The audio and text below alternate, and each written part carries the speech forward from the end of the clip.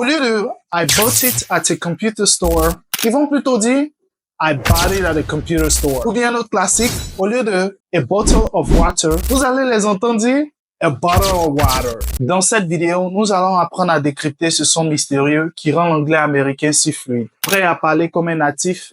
Let's go!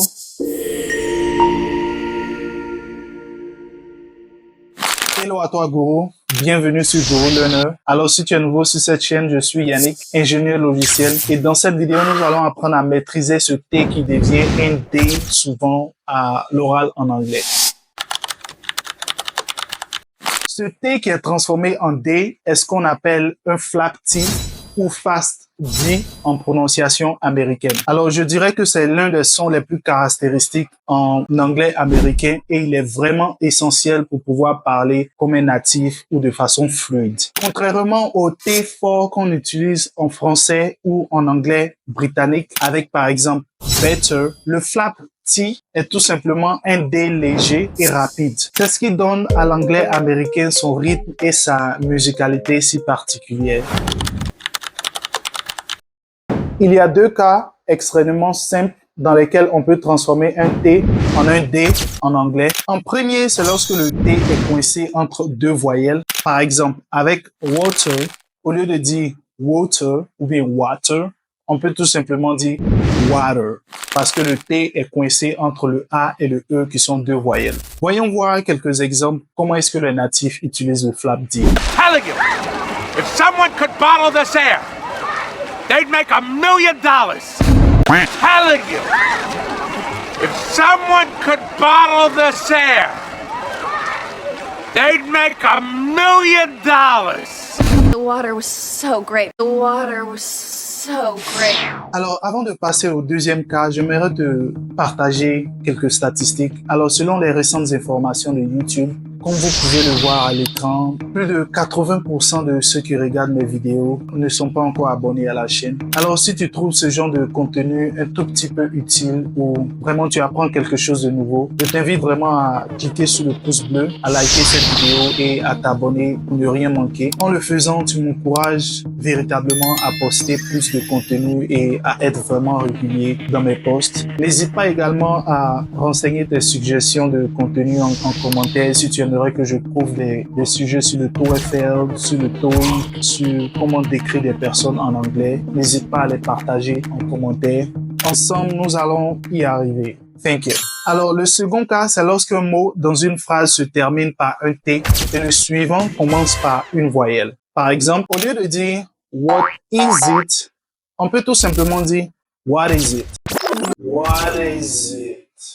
Regardons quelques exemples, voir comment est-ce que les natifs utilisent ce deuxième cas. Now show me what a dirty old vampire you. Now show me what a dirty old vampire you. And I promise I will get out of the way and let the two of you be happy. And I promise I will get out of the way and let the two of you be happy. Facile, n'est-ce pas? Alors, le flap T est un élément essentiel de la prononciation américaine. En le maîtrisant, vous serez capable de parler de façon fluide, de façon rapide et de façon naturelle avec les natifs. Donc, n'hésitez pas à l'utiliser. Cela va vraiment booster votre prononciation américaine. Alors, on dit souvent que practice makes perfect, n'est-ce pas? Si tu as vraiment compris comment utiliser le flap T, je te défie avec ces 5 petits exercices. L'objectif, c'est d'appliquer ces 2 règles que nous avons vues précédemment dans ces phrases. Prêt? Let's get the ball rolling. Exemple 1.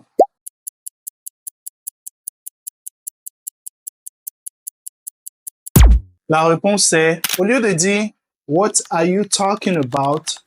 I don't understand », vous allez dire « What are you talking about? I don't understand. What are you talking about? I don't understand. » Exemple 2.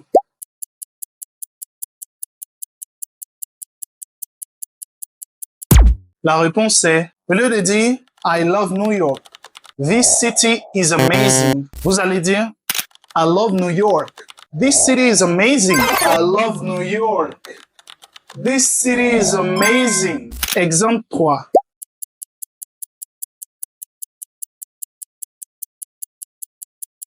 La réponse est, Au lieu de dire My computer crashed again, I need to fix it, vous allez plutôt dire My computer crashed again, I need to fix it. My computer crashed again, I need to fix it. Exemple 4.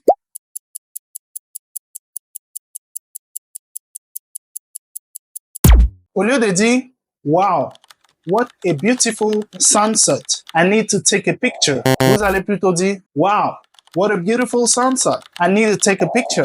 Wow, what a beautiful sunset, I need to take a picture. Exemple 5.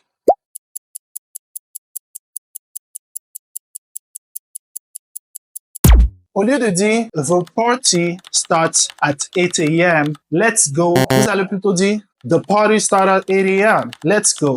The party starts at 8 a.m., let's go. Je parie que tu as eu 5 sur 5, n'est-ce pas? Alors n'hésite pas à laisser ton score dans les commentaires et également à révisionner la partie qui explique les deux conditions dans lesquelles on peut transformer un T en D en prononciation américaine. Tu as également la possibilité d'utiliser ChatGPT en version vocale pour pratiquer le flap T. Alors si tu ne sais pas comment utiliser la version vocale de ChatGPT, je t'invite à cliquer sur le lien qui va apparaître ici ou là pour découvrir cette vidéo. Alors si cette vidéo t'a plu ou que tu as appris quelque chose de nouveau, n'hésite pas à écraser le bouton like et à t'abonner également pour ne rien manquer, surtout pour m'inspirer à poster plus de contenu beaucoup plus intéressant que ceci. N'hésite pas également à la partager à un groupe d'amis afin d'aider tous les francophones à parler l'anglais de façon naturelle et à devenir bien sûr des gourous comme toi. C'était Yannick, merci d'avoir regardé. On se retrouve pour une prochaine vidéo. D'ici là, porte-toi bien. À la prochaine, mon gourou.